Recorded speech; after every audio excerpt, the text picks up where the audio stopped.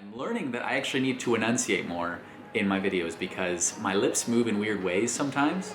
So this is a lesson and exercise on moving my lips better. Enunciating. Let's go.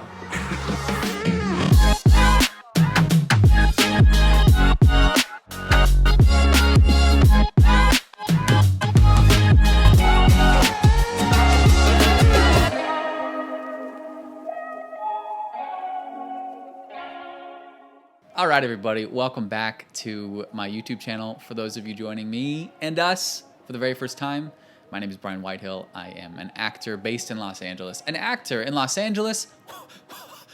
I lived in New York for about 4 years. I was doing theater out there.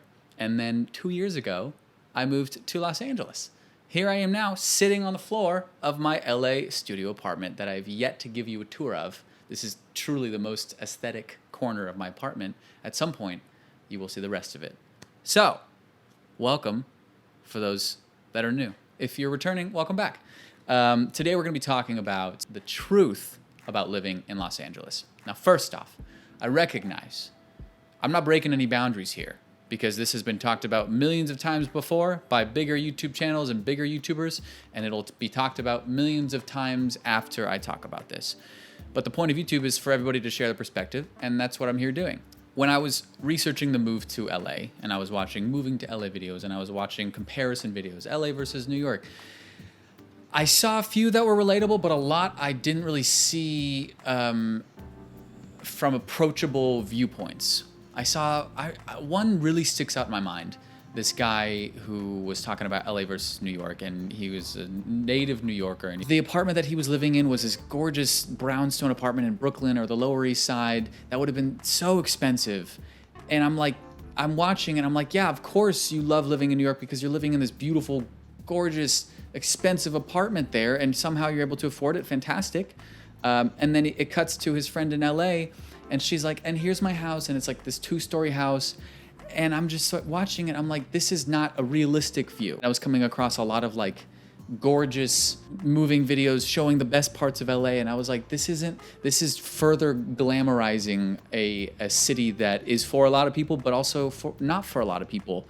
And so I wanted to come on here and share my experiences. And I'm sure there will be native Angelinos that come across this and they're like, this guy has no idea what he's talking about. And you're probably right. In a couple years, I will watch this video and be like, wow, little did I know, I knew nothing. And I accept that. I accept that I know nothing. Just like I can watch or choose not to watch older videos of mine that I made in New York that I have definitely unlisted or made private because I was talking about things that I was learning about New York at the time that have been known for decades. There was a video where I thought I came across a camping site on the shore of the Hudson. It was my birthday and I was walking along the Hudson like I normally did. And I went through some shrubbery and I was like, oh my God, an empty tent? Wow, this is so great. Someone was camping here. And then my mom commented on the video a few days later and she was like, that's not a camping site.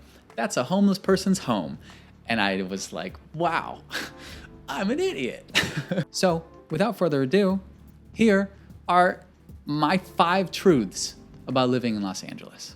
Number 1, I think that's like a huge thing that is not really talked about when it comes to LA. And even if it is, it's not shown. You take New York, this tall city, this smaller plot of land, and you throw millions of people in it, it's gonna feel more condensed. Now, naturally, you take a place like Los Angeles, you spread it out, you have Santa Monica over here, and you got East LA over here, and there's an hour and change in between them, and then you have the valley up here, and then you have downtown. Like, it's so big. What is it? 503 square miles. Manhattan of New York City is 22 square miles. Austin is 278.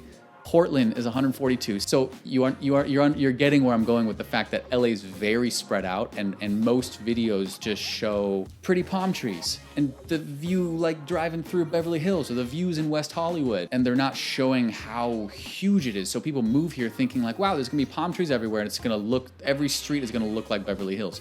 That's not the case. The views from Hollywood and the look of Hollywood is gonna be very different than the look of Silver Lake or Los Feliz or Burbank. It's huge, which also can lead to it feeling isolated, because I will say from my experience, it has been harder to build a community here. When I first moved here, I lived in West Hollywood first, and it actually made me hate LA because West Hollywood's not really my vibe.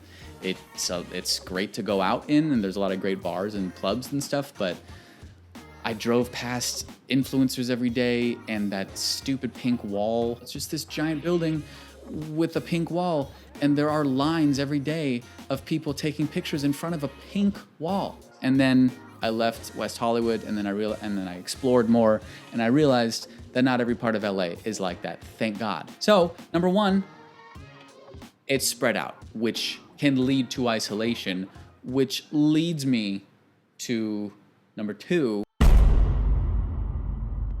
which is less of a sense of community. I don't know if it's an attitude thing or if it's purely because we're not braving the elements together. That's something about other major cities, potentially other than New York. In New York, you are braving the elements together, and you are braving the subway together. And there is a camaraderie of living in New York, being like, wow, I'm on this small plot of land, carrying this backpack, snow, rain, humidity, you name it. People screaming at you on the subway, stepping in whatever on the sidewalk, and you're just like, you get back to your apartment at the end of the day, and you're like, you're not gonna believe the day that I had. Then someone else is like, oh my God, you're not gonna believe the day that I had. And then you spend the night talking crap on New York City, and then you go to a bar and you meet other people who had a crappy day in New York as well. And there's a sense of community in that. Here, everybody's in their car. They're all experiencing LA very separately. They're all in their separate parts of town. It's all very separate. Number three,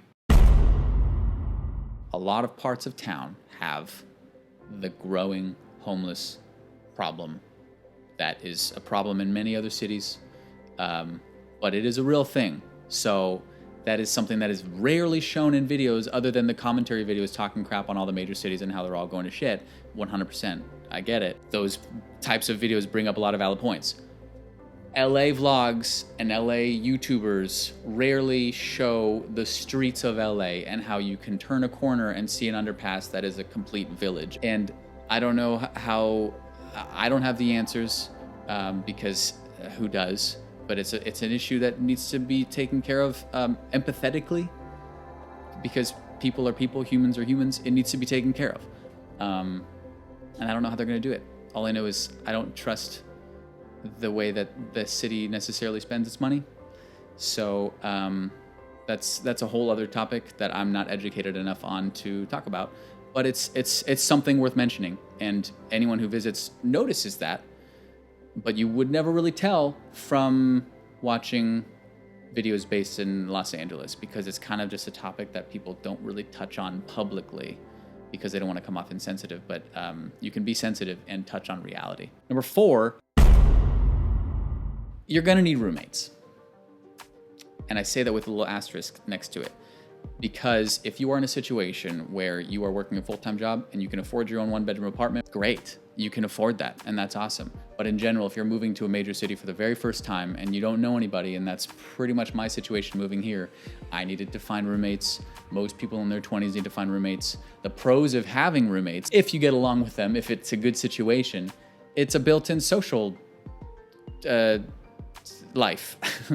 Because there are other people hopefully around your age, or and hopefully have your interest. I will say LA on average is more affordable than other major cities, and you might disagree with me, but I'm telling you, people can a group of 3 people can go split an apartment in Beverly Hills for $1,200 to $1,300 each in a 3-bedroom apartment, whereas in New York you feasibly could not do that living on the Upper East Side of Manhattan, because it would just be too pricey. So technically the price is more approachable, but anyway, point is, you're probably gonna need roommates. Number 5, you'd think this one would be about traffic, because I feel like anytime people talk about Los Angeles, they go, oh my God, but the traffic though, the traffic though. I don't necessarily agree. Actually, I looked, and these other cities, let me see. Number 1, congestion and traffic time, Boston. Number 2, Chicago. Number 3, Philly. Number 4, New York. Number 5, Washington, D.C. Number 6, LA. I think it's conditional. If you live on one side of town and you work on the other side of town and you take a freeway to work at peak rush hour times, 100%. Rush hour sucks. But in general, you can kind of work your way around traffic, at least in my experience. And I work all over town because of events. And the other day, from where I'm at, I live in North Hollywood. It took me 12 minutes to get to Central Hollywood, and it took me 22 minutes to get to Beverly Hills around 4 o'clock, and it took me 23 minutes to get to Los Feliz. And those are in different parts of town. So I'm not gonna complain about traffic. I haven't had that experience. Number 5, LA is a really great city. It's really cool. And I gave it an unfair reputation when I first moved here. I was comparing it to a separate part of my life and a very different city.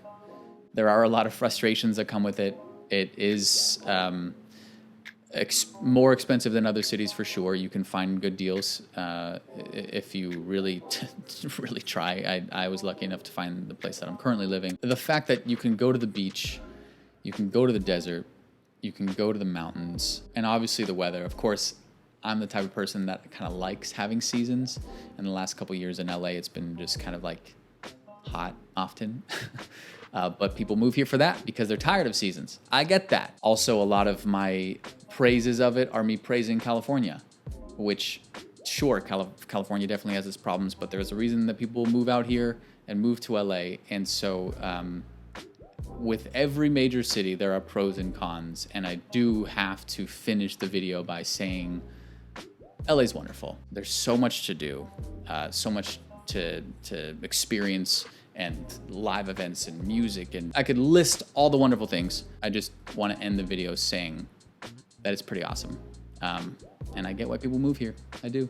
I hope you found something useful in this video. If you watched this far, thanks. Thanks for being here. And I'm just glad I get to share my experience with you guys. And I look forward to exploring this city more and sharing more with you about what I'm up to here. I think that is it for today. Feel free to subscribe, to like this video, and I will see you guys on the next one.